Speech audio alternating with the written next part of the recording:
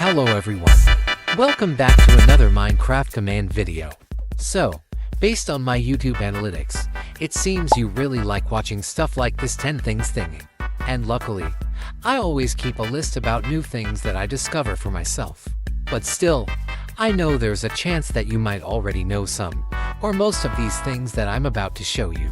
But remember, sharing is caring. Things that you already know might be a new discovery for others.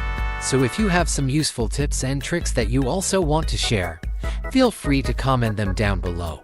Anyways, if you are interested to watch that 10 thing thingy video, I'll leave the link in the video description. Now, without further ado, it's command time.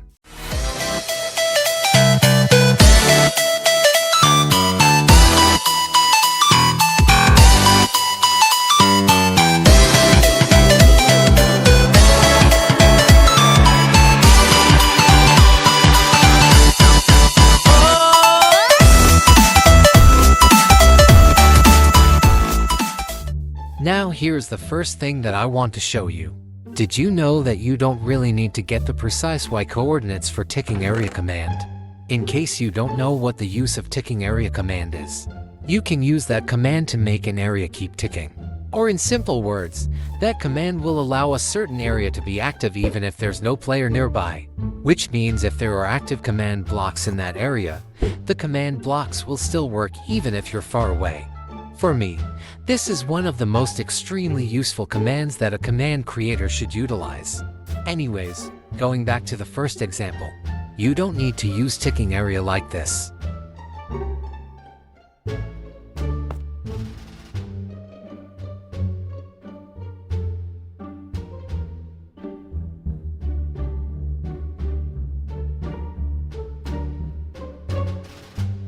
I mean, it's still good to do it like this. It's just a little bit much quicker if you don't worry too much about the Y coordinates. Even if you're 1,000 blocks far from the ground, Y coordinates doesn't really matter on this command, since ticking area works from the void up to the galaxy of Minecraft. Here you can see that even if I'm at almost Y 5,000 blocks, I can still just use tilde for the Y coordinates for the ticking area. And it will still going to work. Remember that the commands are in my 0x and 0z coordinates, which means I'm very far away from the commands. But still, the commands are still working.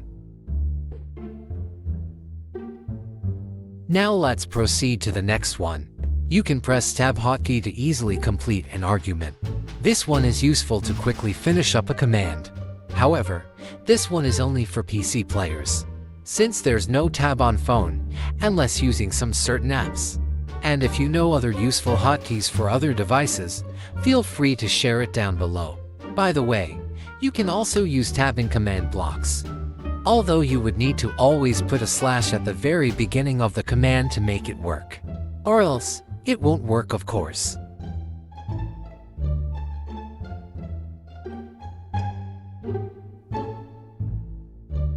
Next one.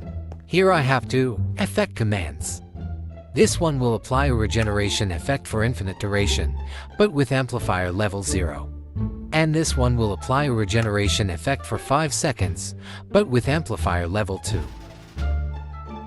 In case there are two or more same effect commands at the same time, regardless of the duration of the effect, always remember that the effect with the highest amplifier level will always override the same effects with a lower level.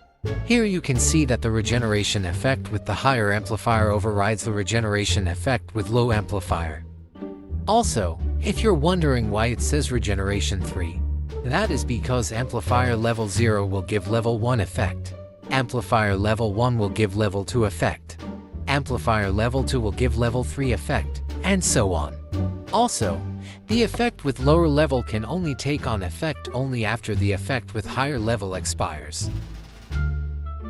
Now this one isn't really directly connected to commands, but I'm pretty sure this one would also be useful for command creators that also loves making maps. In Minecraft we can also use some symbols, and here are just a few examples. Anyways, to use symbols in Minecraft, all you need to do is copy-paste it from this website.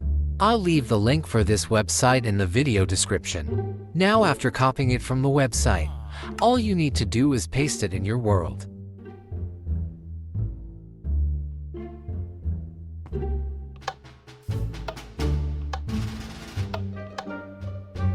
Now here's a good to know tip for you.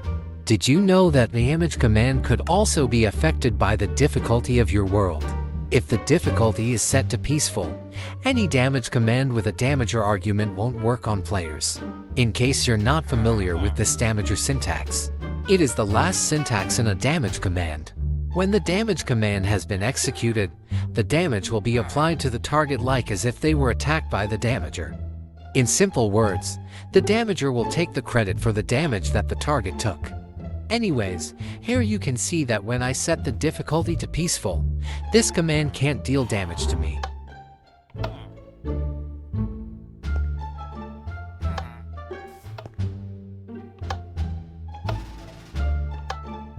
However, this command will still work for other entities except players even on peaceful mode.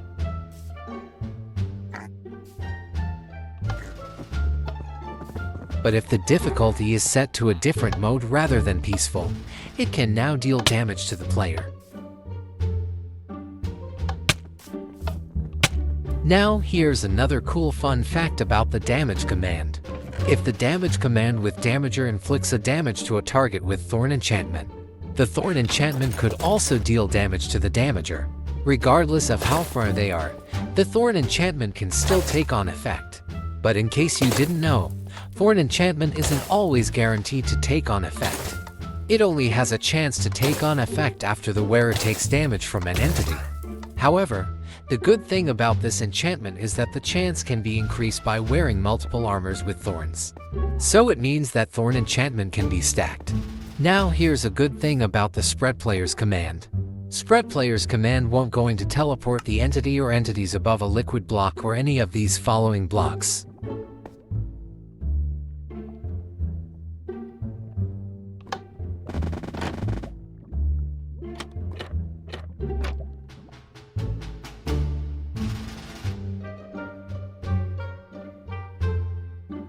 No matter how many times I use spread players for these armor stand, they will never be teleported above any of the mentioned blocks.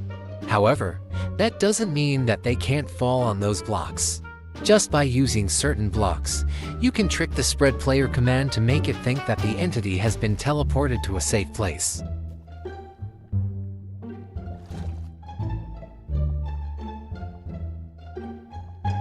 You see, since they can be teleported to a trapdoor, there's a chance that they could fall into a dangerous block. Now this one is a very useful and amazing thing that PC user can utilize. Notice something different. You can see that it has a word plus data on these items. These items are not a normal item that you can just craft or get using commands, since it can only be acquired by using a special hotkey. Let me show you what they contain first.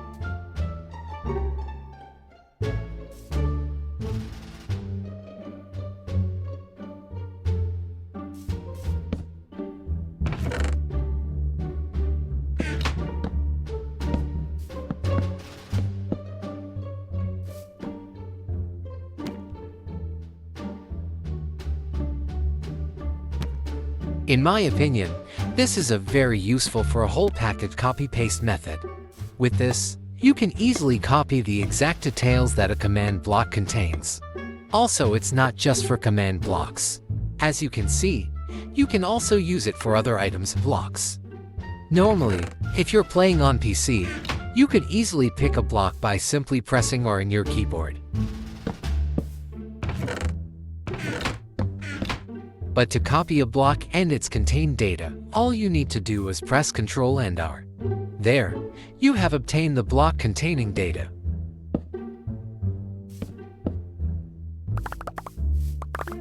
Here we have another NPC tip. If you like using NPC, and you love to use execute command in it, you need to know that the add initiator will only work at the first origin target selector syntax. So even if you use the add initiator on the second subcommand, the command won't going to work anymore. Even if you use it at the run command, it will still not going to work.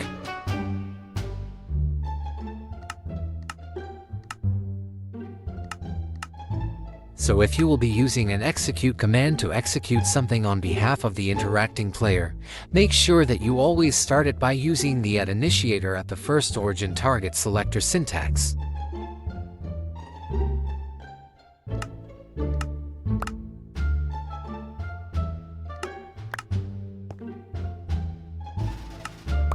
Now for the last thing that we have here. It is a simple clean display command system. Do you want to get rid of this player offline scores in your scoreboard display? Then we only need 4 commands for that.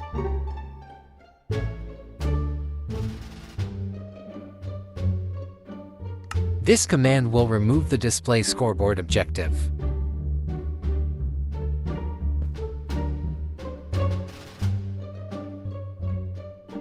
Then this one will going to add the display scoreboard objective that was removed by the first command.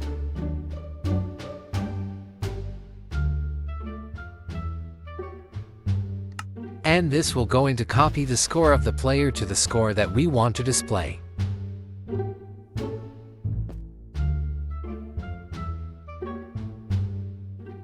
And this one will going to display the score.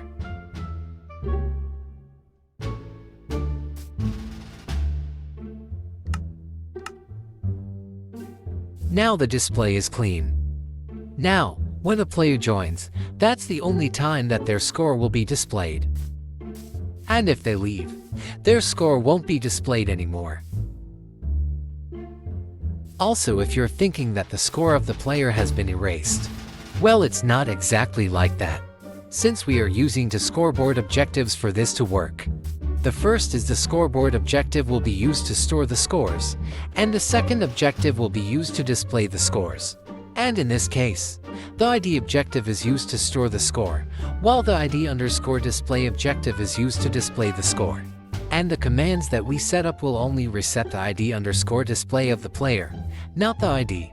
It might be confusing for some, but all you need to remember is if you are planning to use the scoreboard objective to other command systems, make sure that you use the scoreboard objective that you use to store scores. And never use the scoreboard objective that you use to display the scores in any other command system you have. Alright, so that's all that we have for today. I hope you learned something new from this video. And if you did, then don't be shy to leave a like.